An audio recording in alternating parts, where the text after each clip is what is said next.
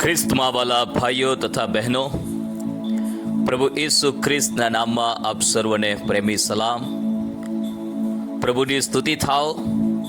પરમેશ્વર આપણ સર્વને, તમને ને મને વ્યક્તિગત રીતે ઓળખે છે. તે આપણું નામ લઈને આપણને બોલાવે છે. તેમણે આપણા માથાના નિમાણા પણ ગણ્યા છે. તે આપણા જીવનમાં ખૂબ જ દિલચસ્પી લેનાર, રુચિ લેનાર પરમેશ્વર છે. કેમ કે તે આપણને પ્રેમ કરે છે. તેમણે અખંડ પ્રેમથી, સનાતન પ્રેમથી આપણને પ્રેમ કર્યો છે. પરમેશ્વરનું વચન એ સદાકાળ માટે રહે છે. હાલેલુયા. પ્રભુની સ્તુતિ થાઓ. આજનો દિવસ પરમેશ્વરે આપણા જીવનમાં આપ્યો છે.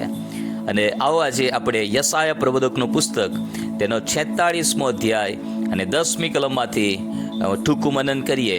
ત્યાં પ્રભુ કહે છે, આરંભથી પરિણામ જાહેર કરનાર તથા જે થયું નથી તેની પુરાતન કાળથી ખબર આપનાર હું છું. મારો સંકલ્પ દ્રઢ રહેશે ને મારા સર્વ ઈરાદા હું પૂરા કરીશ. હાલેલુયા. પરમેશ્વર જ્યારે પોતાની ઓળખ આપે છે ત્યારે જુદી જુદી રીતે તે આપે છે અને કહે છે કે આકાશોને ઉત્પન્ન કરનાર યહોવા તે જ ઈશ્વર છે. પૃથ્વીના બનાવનાર તથા તેના કરતા તે છે.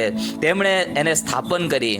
ઉજ્જળ રહેવા માટે એને ઉત્પન્ન કરી નથી, તેમણે વસ્તીને માટે તેને બનાવી છે. પરમેશ્વર કહે છે, હાલેલુયા, હું જ ઈશ્વર છું અને બીજો કોઈ નથી. હાલેલુયા.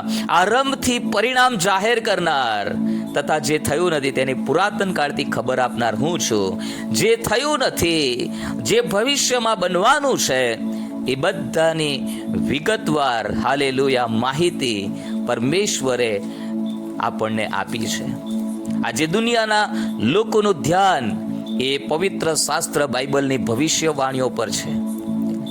લોકો આજે બાઇબલ તરફ ફરી રહ્યા છે. કેમ કે બાઇબલમાં જે પ્રબોધકોએ ભવિષ્યવાણી કરી છે, જે ભવિષ્યવાણી પ્રભુ ઈસુ ખ્રિસ્તે પોતે આ પૃથ્વી ઉપર આવ્યા ત્યારે કરી છે, એ ભવિષ્યવાણી પૂરી થઈ રહી છે. અને આ તો પરમેશ્વરની યોજનાઓ છે કે આરંભથી તેમણે પરિણામ જાહેર કરી દીધા છે.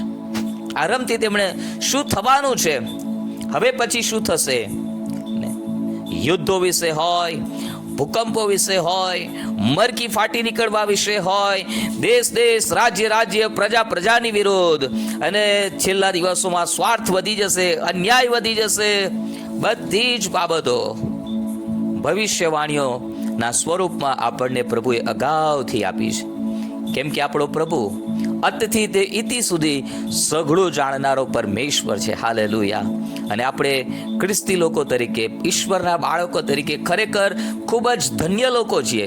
જગતના લોકોને ખબર નથી કે આ દુનિયાનું શું થવાનું છે, પરંતુ જેઓ બાઇબલ વાંચે છે, જેઓ પ્રભુને ઓળખે છે, તેમને ખબર છે કે આ દુનિયા એ તો પરમેશ્વરે, હાલેલુયા, હવે બીજી વખત વિનાશને માટે, પહેલી વખત પરમેશ્વરે પાણીથી પૃથ્વીનો નાશ કર્યો, પણ બીજી વખત અગ્નિ તથા ગંધકથી નાશ કરવા માટે રાખી છે.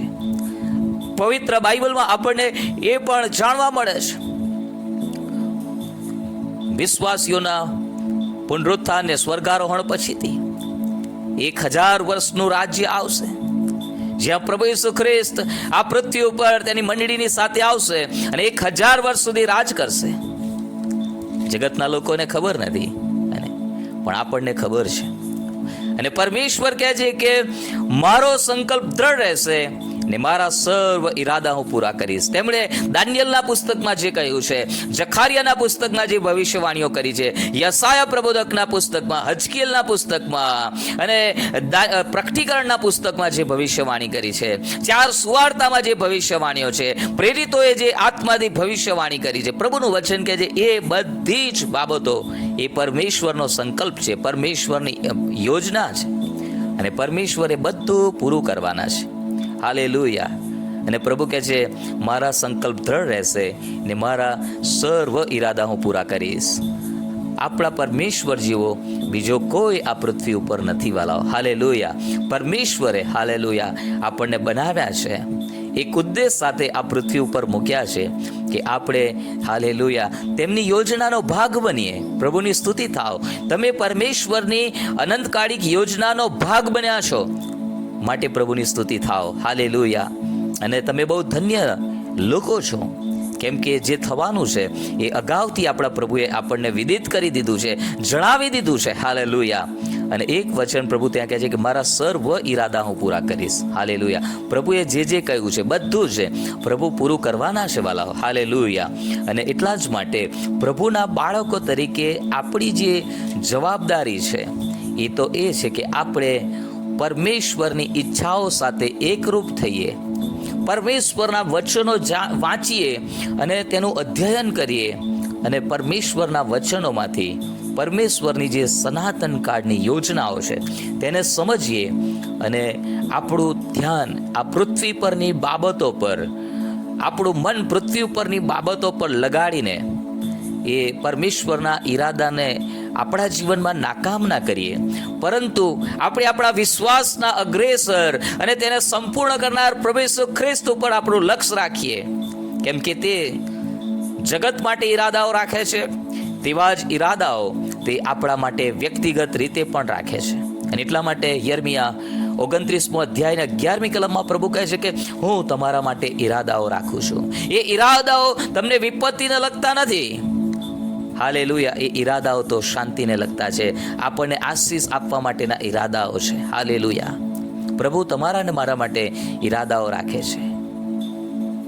મોર્દેખાઈને માટે હામાનનો ઈરાદો હતો કે એને ફાંસીએ ચડાવી દઉં, પણ પરમેશ્વરનો ઈરાદો મોર્દેખાઈને માટે હતો કે હું તેને સન્માનિત કરીશ. અને હાલેલુયા, જ્યારે હામાને તેના માટે ફાંસીનો માછડો તૈયાર કર્યો હતો, એ જ દિવસે પરમેશ્વરે એને હાલેલુયા મોર્દેખાઈને સન્માનીય સ્થાનમાં બેસાડ્યો. પરમેશ્વરનો ઈરાદો બહુ અજાયબ એવો છે તમારા અને મારા જીવનના માટે. અને એટલા માટે તમે જે કંઈ પણ પરિસ્થિતિમાં અત્યારે છો, તમે પ્રભુમાં હોવા છતાં સંઘર્ષમાં છો, ડોન્ટ વરી અબાઉટ ઇટ.